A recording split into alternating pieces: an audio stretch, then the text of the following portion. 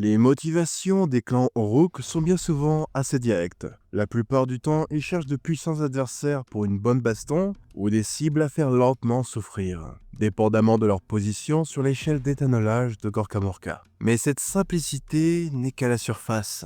Ils sont loin d'être monodimensionnels. Pour la plupart, ils sont fidèles à eux-mêmes. Ils sont directs et disent ce qu'ils pensent, sans perdre leur temps dans des tergiversations inutiles. Cela dit, ça les amène parfois à prendre tout ce qu'ils entendent comme la vérité absolue. On le réalise bien vite quand on écoute les légendes qui se transmettent oralement. C'est pourquoi je trouve aussi intéressant de voir le point de vue qu'ont les non-Uruk à leur égard, car ils vont avoir tendance à transmettre un peu plus fidèlement certaines choses. Et du coup, justement dans cette vidéo, on va lire les points de vue des Uruk et des non-Uruk à leur égard, en y apportant un contexte et des commentaires quand c'est pertinent. Le premier passage est une discussion entre Gobsprak et d'autres Uruk. Venez autour du feu et écoutez la bouche de Mork. Des flammes pâles illuminaient la trouée dans la mangrove, se reflétant sur du métal cabossé et de sinistres totems. Tapis sous une branche noueuse, Gobsprak observait la horde. Les Crawl Boys ricanaient, donnant des coups de kipik sur des cages suspendues où des hommes pâturlurés grognaient. Leur dieu ne les avait pas beaucoup aidés dans les marais. Il y avait aussi des mâches-fer. Comment avaient-ils traversé les marécages sans couler? Qu'est-ce qui est le mieux quand on est Uruk? Demanda soudainement Gobsprak. Les conversations moururent et les visages se firent pensifs. Faire des pièges, déclara un des éventreurs, les yeux brillants d'excitation. La baston! La réponse suscita des vivats. Gobsprak lutta pour ne pas lever les yeux au ciel. Ouais, mais pourquoi on se bat? Un silence stupéfait s'abattit. Quelques mâches-fer s'offusquèrent. En revanche, les plus malins réfléchirent. Parce qu'on aime bien craser? Répondit une voix. Gobsprak acquiesça. Pas mal. Mais qui en aime bien craser? Les jeteurs de sorts trop bavards? Grommela Hugues, un des mâches-fer. Un silence tendu s'ensuivit. Un croassement sifflant se fit entendre. Hugues et sa bande sursautèrent quand, dans un froissement de plumes détrempées et une stridulation malveillante, Bec Kitu surgit des ombres. Le bec de l'énorme vautour était ensanglanté. Gobsprak renifla, puis lança un morceau de viande de guivre des marais à sa monture. Quelqu'un se risqua enfin à parler. Craser tout ce qu'on veut? Exactement. Gobsprak frappa le sol avec son bâton noueux. Les flammes enflèrent et prirent une lueur verdâtre. Le mieux pour un Uruk, c'est de faire ce qu'il veut. Les Uruks se fichent de demain. On le tabasse et on l'envoie dans une fosse pleine de pics. Le feu se transforma en une tête double. Gorka Morka rugit et ses enfants lui répondirent d'autant plus fort. Il y a des malins qui se la jouent dans les royaumes, grogna Gobsprak. Ils essaient de piquer notre territoire. On fait quoi du coup? Bec Kitu poussa soudain un cri perçant. Les Uruk levèrent leurs armes et leurs hurlements ébranlèrent les yeux dans un immense cri de wag. Alors ce passage m'a vraiment beaucoup fait penser à Qu'y a-t-il de mieux dans la vie de Conan. Gobsprak lance un débat étonnamment philosophique pour les peaux vertes. Même si la conclusion reste somme toute assez simple. On crase tout ce qui bouge, oui, mais on crase tout ce qu'on veut. Et ça, c'est important. On voit qu'il y a aussi des mâches-fer dans la bande, ce qui montre que les Uruk ont tendance à plus se mélanger maintenant. Mais pour continuer à se faire, il faut éviter que quelqu'un d'autre prenne sa place. Gobsprak parla à un moment de certains individus qui feraient les malins. D'ailleurs, les Crawl Boys ont commencé à voir les Scaven comme leurs rivaux et semblent être assez jaloux du dernier cataclysme qu'ils ont provoqué. Ils sont maintenant très motivés pour les rattraper et les surpasser. Dans le prochain passage, on voit les pensées d'un membre du corps d'éclaireurs des guildes libres et qui a combattu à Gur, le royaume des bêtes. 11 ans durant, j'ai affronté les Uruk dans la région frontalière de la Tondi au sein du corps d'éclaireurs. Et là, on perd du terrain. La situation est si pourrie que les maréchaux acceptent de l'aide. Personne n'en parlera au conclave, mais on a passé des marchés avec des bandes de hobgrots au-delà des frontières. Et ils comprennent le troc, mais de manière douteuse. Un de ces vauriens, Grisotte, a accepté de nous parler des méthodes des clans guerriers en échange de tout ce qui attirait son regard. La fin justifie les moyens. On se fie pas trop aux hobgrots, mais on doit connaître nos ennemis pour pouvoir affronter la force primordiale de leur wag. On avait déjà un peu abordé ce sujet dans l'une des précédentes vidéos sur le fait que certains membres des cités de Sigmar passaient des accords avec les hobgrots. On voit tout de même que ce sont des accords qui se font sous le manteau et que ceux qui le font ont un peu du mal à assumer, mais ça montre bien qu'officieusement, Quasiment toutes les alliances imaginables sont possibles. Dans le prochain passage, on a d'autres pensées du même personnage, qui a pu interagir avec un Hobgroth et apprendre plus à propos de la culture des peaux vertes. Les chamans Orruk croient que la Wag provient du Grand Vert. Même les explications de Grizzot à ce sujet étaient un peu confuses. Mais de ce que j'ai compris, c'est la force vers laquelle leurs âmes retournent et à travers laquelle ils communiquent avec Orca-Morca. C'est ce qui préserve la mémoire de leur peuple. Les chamans sont apparemment des conteurs qui se servent de leur magie pour attiser les feux de camp et rendre le récit si vivant qu'on entend les lames, qu'on sent la viande tranchée et qu'on voit des guerriers spectraux se faire démembrer. Mais les chamans préfèrent employer l'énergie de la War pour alimenter des sorts destructeurs. Plus les Orruk se battent autour d'eux, plus leurs créations ésotériques sont puissantes. Nombre de ces maléfices prennent un des aspects de Gorkamorka. Même si le dieu ne s'est pas manifesté depuis des années, nous en sommes tous venus à craindre les sortilèges qui ressemblent à ses crachats acides, ou encore à son crâne grimaçant et ses pieds broyeurs. Tout ça semble bien faire rire les Orruk. Quand la magie est intense, leur chaman l'invoque en une explosion de flammes vertes. Mais les chamans ne sont pas les seuls à manipuler la Wag. Certains clans entiers de berserk appelés Fracassos se couvrent de peintures de guerre. Beaucoup les pensent fous alliés, mais je pense que ces Orruk chamanistes sont en phase avec une force primitive. Depuis l'avènement du déclin, l'essentiel de leur clan a migré vers les confins des royaumes. Les Orruk ne fuient pas le combat, ce n'est pas dans leur nature. Ils doivent donc suivre une intuition qui m'échappe.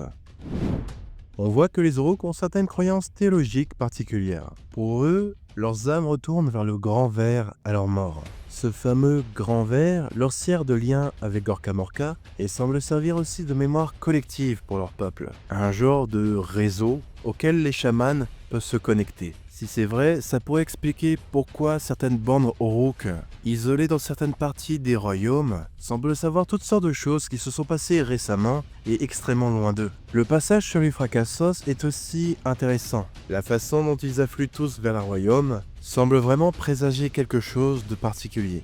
Difficile de savoir quoi exactement, mais on n'est peut-être pas à l'abri d'un retour de Gorkamorka par exemple. Il y a encore un autre passage du même homme où il va parler cette fois-ci des mâches-fer.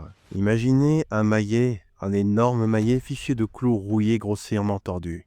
Imaginez ensuite que ce maillet soit abattu sur la terre par quelques mains divines, puis traîné, emportant avec lui la roche et des cités brisées dans son sillage. C'est là la moitié des ravages que peuvent causer les clans guerriers lorsqu'ils partent bien en tête. Des Orruk vraiment Orruk. C'est ainsi que se voient les mâches-fer. Ils incarnent le côté gorkien de Gorkamorka, tout en muscles et mauvais en caractère. Les érudits azirites qui se baladent à la frontière vont même jusqu'à les qualifier de Goruk. Mais à mon avis, les mâches-fer se fichent pas mal de ce nom. Ils méprisent d'ailleurs jusqu'au concept, l'apprentissage et l'érudition. Mais il faut bien leur reconnaître que ce sont les Orruk les plus gros et les plus agressifs. Crébler un Orruk d'une dizaine de carreaux, ça leur ralentira à peine. Les gargants fracassent des murailles juste pour rire, et les ogres peuvent rendre stériles des régions entières, mais il n'y a rien de plus brutal qu'un mâche-fer pris par la folie du combat. Ça me fait mal de le reconnaître, mais je crois que la formulation de Grizzot est la meilleure. Quand un de ces Orruk n'est pas en train de se battre, il réfléchit juste à la meilleure manière de déclencher une baston. Le prochain passage est encore un monologue de la même personne, et il va y parler de Gordrakk, le point de Gork. Tous les Excelsiens connaissent Gordrakk, que le dieu roi lui arrache sa peau verte. Kragnos était peut-être le marteau qui cognait sur notre bonne cité, et c'est sûrement le point de Gork qui le maniait. C'est lui qui a ravagé les contrées de Gur pendant des décennies. Lui, dont la puissante personnalité a rassemblé une Wag d'une taille telle qu'il laissait des désolations vides dans son sillage. Je ne pense donc pas qu'il ait déposé ses haches après avoir été contraint de battre en retraite.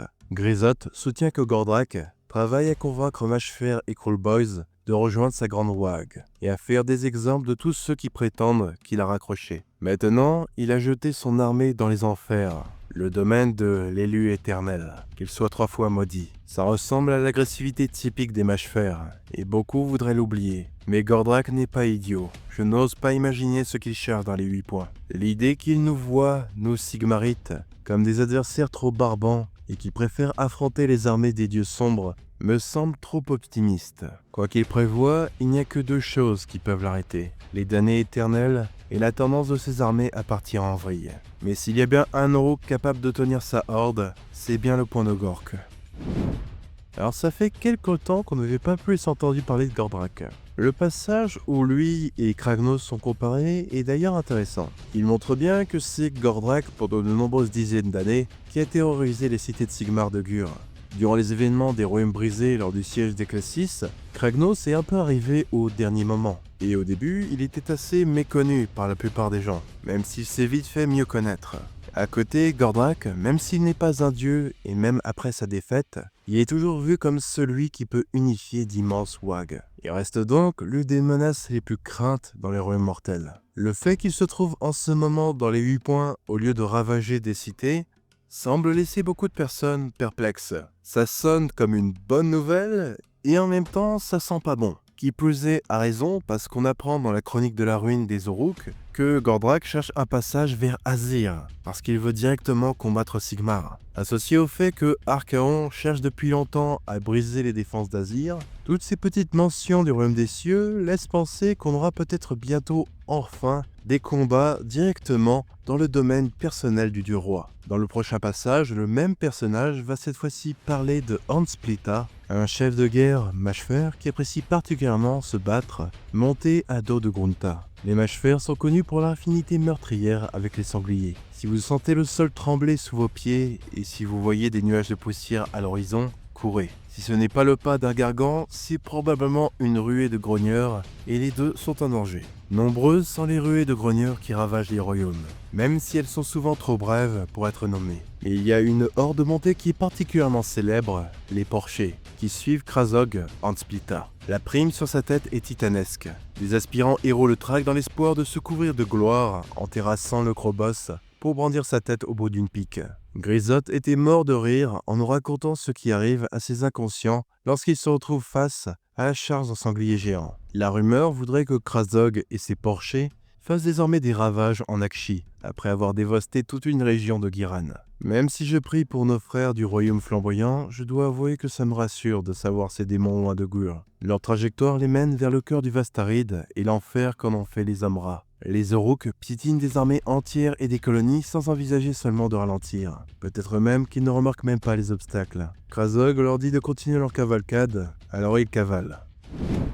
Dans le prochain passage, le même personnage va parler cette fois-ci de Scumdrek, un chef Krulboyz d'une autre wag. Grizotte semblait ne pas savoir quoi penser du Vasobos Scumdrek.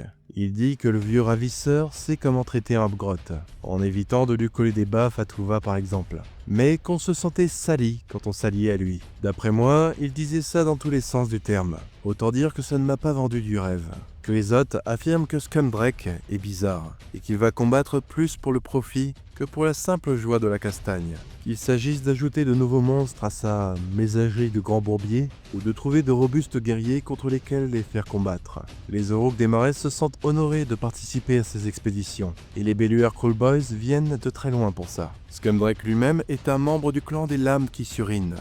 Du moins, il l'était avant de se lancer en indépendant. Mais la plupart de ses partisans sont des Uruk, des Scranopandres, qui viennent de Shaish, le rhume de la mort, pour le rejoindre. Ils ramènent de leur terre d'origine des bestioles qui infestent le reste de la ménagerie. Cela dit, les bêtes que Scumdrek a déjà soumises ont l'air de s'en moquer. Moi-même, je suis chasseur, mais je n'ai aucune envie de rencontrer ce Scumdrek, à moins d'être celui qui lui collera un carreau entre les deux yeux pour mettre un terme à sa menace. Alors Scumdrek commence à être un peu plus intriguant, notamment le fait qu'il semble être un mouton noir même aux yeux des Hobgroth. Le fait que son penchant pour le combat soit éclipsé par son désir de profit est aussi assez atypique pour un Uruk. Et puis son penchant pour la collection d'animaux exotiques nous promet de voir le bestiaire des rues mortelles s'étendre et ça fait plaisir aussi. Le prochain passage est encore la même personne, qui parle cette fois-ci de Gobsprak, la bouche de Mork. L'époque où les Krulboyz représentaient une menace réelle, mais contenue, est désormais révolue. On a tous entendu les histoires de choses qui rôdent dans les marais, mais ces frépouilles vaseuses évitaient d'attirer l'attention. Puis est survenu l'ère de la bête, et les Krulboyz surgirent par milliers. Le glas des empires était l'étincelle qui a mis le feu à la situation. Mais Grizotte soutient que tous les Uruk et les Hobgroth ne croient pas que les choses soient si simples. Il affirme que pour trouver le vrai boss, il faut chercher le prophète de Mork, qui marmonne à l'oreille de Kragnos et qui traduit ses rugissements en ordre. Que Sigmar me maudisse de dire ça, mais les paroles de ce gredin semblent vraies. Après tout, alors que le dieu des séismes semble avoir disparu, le chaman appelé Gobsprak rôde encore dans les terres noyées et envoie ses lames qui surinent déchaîner leur malveillance. Personne n'est à l'abri de son ire, mais tout comme Gordrak avant lui, il semble vouer une haine particulière à Excelsis et ses places fortes tributaires. Il voit peut-être notre fière cité qui se dresse encore dans un royaume méprisant toutes sortes de civilisations comme un défi lancé à sa ruse. Peut-être qu'il veut s'emparer des réserves de Miroitan pour en tirer des prophéties. Ou alors peut-être que c'est juste un monstre. Je sais quelle théorie a ma préférence. Ça semble assez connu que Gausprak était l'intermédiaire de Kragnos. Mais même maintenant que le dieu des séismes a disparu, il semble toujours être une menace majeure. Le passage qui fait mention des miroitants est intéressant. Pour rappel, les miroitants sont des fragments de la lance de Malus, qui est lui-même un morceau du noyau de l'ancien monde. Consommer ces fragments permet d'avoir des visions du futur, un avantage plus qu'alléchant aux yeux de celui qu'on considère comme le conduit de Mork. Le prochain passage est encore le point de vue de la même personne, et où il va cette fois parler de Zogrok. Les rumeurs parlent des places fortes avec lesquelles tout contact est perdu, près des désolations Orruk. Leurs ruines sont cernées d'armes, de sièges grossières et remplies de cadavres broyés de façon presque industrielle. Les maréchaux sont perplexes, ça ne correspond pas aux tactiques classiques des mages-fer. Mais Grisotte n'était pas surpris. Il dit qu'il sait exactement qui est le responsable. Zogrok, Envilsmacha. Et c'est Coinfer. Envilsmacha est un exemple rare de forgeron Orruk. Généralement, ces brutes se contentent de cogner des plaques de métal pour leur donner la bonne forme, mais je pense que ces sbires et lui cherchent à produire des armes toujours plus destructrices. Certains des armes ont dit qu'ils n'avaient jamais entendu parler d'Orruk qui crée des choses. Dans un sourire, Grisotte a dit que Zogrok ne forgeait pas à l'aide de feu, mais du souffle rageur de leur dieu. Ça semble exagéré, mais avec les Orruk, on ne sait jamais. Zogrok est connu pour être un Orruk bien taciturne. Mais si on croit les dires de Grisotte, on trouve difficilement une colonne d'infanterie plus terrible que les cognefers d'Envilsmacha. En effet, il faut faire preuve d'une sacrée inconscience pour éventrer ou prendre d'assaut un rempart. Mais les mages-fer n'en manquent pas. Si ce sont aussi eux qui ont mis à genoux Fort Gardus aux côtés du roi Brod dans le royaume de la vie, ils ont largement fait la preuve de leur talent dans l'art du siège. Espérons simplement que les forteresses des sombres puissants soient plus à leur goût. Les Orruk font très rarement preuve de créativité. C'est pourquoi Zogrok est assez unique dans son genre. Il me fait un peu penser aux Gorohan, qu'on appelle aussi les Ogroïdes, les grandes créatures cornues qu'on peut voir aux côtés des forces du chaos. Eux aussi étaient des adorateurs de Gorkamorka qui ont commencé à avoir un penchant pour la création et l'artisanat. Et ça a fini par mal tourner pour eux, comme on peut l'imaginer. Mais tant que Zogrok canalisera ses pulsions créatrices pour des armes de destruction, je pense que tout ira bien pour lui. Ensuite, le prochain passage est justement de Zogrok Envilsmacha. Pourquoi on appelle la ferraille qu'on utilise magefer? C'est évident, un grogneur qui charge bouffe tout, même les armures des hommes. Mais il peut pas les digérer, et il faut bien que ça sorte quelque part. Il y a des gars qui fouillent le lisier pour récupérer les bouts de ferraille. S'il est assez dur pour survivre au boyau d'un grogneur, alors il est assez dur pour nous autres. Alors au premier abord, l'image mentale d'un Orruk en train d'expulser des morceaux de métal était assez douloureuse à imaginer, mais au moins maintenant je ne suis pas le seul, et vous pouvez partager ma souffrance. Cela dit, ça a au moins le mérite de nous expliquer comment les mages-fer sélectionnent leurs métaux. Le prochain passage parle de Klonk, le squig qui peut être vu aux côtés de Zogrok. Étant donné leur association avec les sournogrottes des cavernes, les mages-fer n'apprécient guère les squigs. Klonk est une exception. Cette créature, aussi irascible que rare, est un squig front de roc, doté d'une crête proéminente qui lui donne des migraines constantes. Seul un coup bien placé sur la tête peut le soulager temporairement. Et servir d'enclume à Zogrok garantit une profusion de coups sur la tête. Ainsi, Klonk accompagne toujours l'Orruk, mordant ses ennemis et lui permettant d'exercer son art primitif, mais efficace. C'est toujours amusant de voir toutes les formes possibles que peuvent prendre les squigs. Et je trouve assez attachant le fait qu'il y ait une sorte de symbiose entre Klonk et Zogrok. L'un veut taper du marteau et l'autre veut être tapé. On peut difficilement trouver des relations plus saines. D'ailleurs, c'est assez souvent que les créatures qui suivent les peuples de la destruction ont des genres de relations symbiotiques, comme les ogres avec les Stonehorn notamment. Le prochain passage est un dialogue de plusieurs Orruk qui parlent autour d'une tour de Rockboss. « Hé Rosgob, tu descends ou quoi ?» Aucune réponse ne lui parvint du Rockboss, à part les grincements du bois sous les coups de boutoir du vent. Grosh fronça les sourcils. Ça avait été bizarre que le Big Boss soit monté en haut de la tour, pendant le raid des Dorés et qu'il se soit mis à lancer de telles insultes que ces gars avaient redoublé d'ardeur pour fracasser des crânes. Mais Rosgob criait là-haut depuis plus d'une journée, emporté par la joie de Gork et entouré d'une épaisse brume verte. Personne n'avait réussi à dormir, et le mégaboss lui avait clairement fait comprendre qu'en tant que second de la bande, c'était à lui, Grosh, de régler ça. Grosh se tourna vers les Dur Boys de sa bande et haussa les épaules. Son regard se fixa sur Brog, qui s'affairait présentement à se curer le nez. « Ok Brog, va le choper. » « Qui ?» demanda le Dur Boys dans un souffle. « Moi ?»« Oui, toi, ou je te fracasse la tête. » confirma Grosh. La menace, combinée à des regards haineux des autres Uruk de la bande, fit obéir Brog. Il alla jusqu'au pied du rock boss, saisir une planche de l'échafaudage et commença à le gravir. Rosgob poussa son hurlement le plus violent.